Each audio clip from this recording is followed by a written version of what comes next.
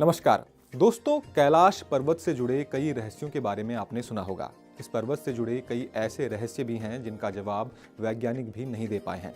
हिंदू धार्मिक मान्यताओं के अनुसार ये भगवान शिव का निवास स्थल है और ये भी कहा जाता है कि प्राचीन काल में यहाँ धन कुबेर नगरी थी। आज हम भी आपको कैलाश पर्वत से जुड़े कुछ रहस्यों की जानकारी अपने इस वीडियो में देंगे।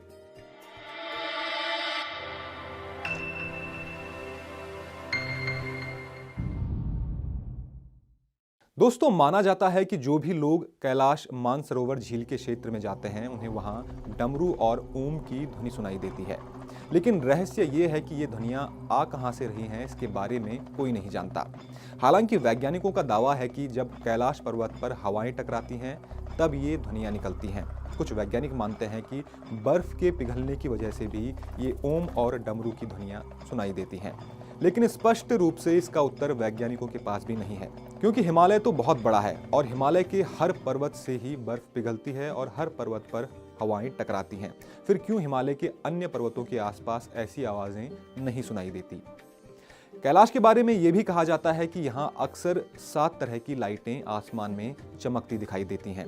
नासा के वैज्ञानिक मानते हैं कि ऐसा इस पर्वत के चुंबकीय बल के कारण हो सकता है, लेकिन स्पष्ट रूप से न ही धर्म के मानने वालों के पास और न ही विज्ञान के मानने वालों के पास इसका उत्तर है।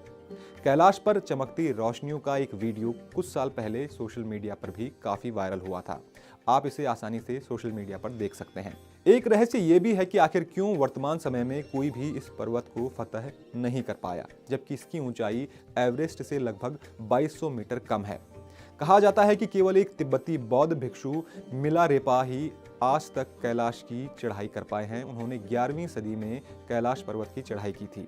दोस्तों, आपको पता होगा कि कैलाश चीन में है और चीन भगवान के अस्तित्व को नकारता है, जबकि हिंदू और बौद्ध धर्म के लोग मानते हैं कि कैलाश ईश्वरीय शक्ति का निवास स्थान है।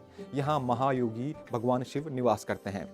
अब सोचने वाली बात यह है कि भगवान के अस्तित्व को नकारने वाला चीन भी आज तक कैलाश पर्वत को फतह नहीं कर पाया, जबकि होना तो ये चाहिए था कि चीन को भगवान के अस्तित्व को खारिज करने के लिए सबसे पहले कैलाश पर्वत की चढ़ाई करनी चाहिए थी।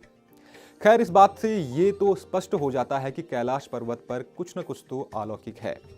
हालांकि इस पर्वत पर चढ़ने की कोशिश कई लोगों ने की है और उनमें से ही एक थे रूस के पर्वतारोही सर्गेई सिस्टियाकोव। उन्होंने कैलाश की असफल यात्रा के बाद बताया कि जब वो कैलाश की चोटी के करीब थे तो उनका दिल तेजी से धड़कने लगा और उनके मन में ख्याल आया कि अब उन्हें आगे नहीं बढ़ना चाहिए, उन्हें रुक जाना चाहिए, और उसके बाद वो उस पर्वत से नीचे उतर गए।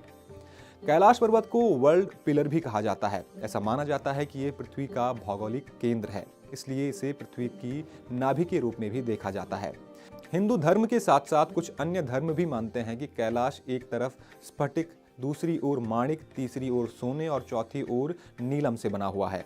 इसके साथ ही कहा जाता है कि कैलाश में केवल पुण्य आत्माएं निवास करती हैं और इस पर्वत को केवल वही फतह कर सकता है जो आध्यात्मिकता की ऊंचाइयों को छू चुका हो, जिसने सभी बुराइयों पर विजय प्राप्त कर ली हो।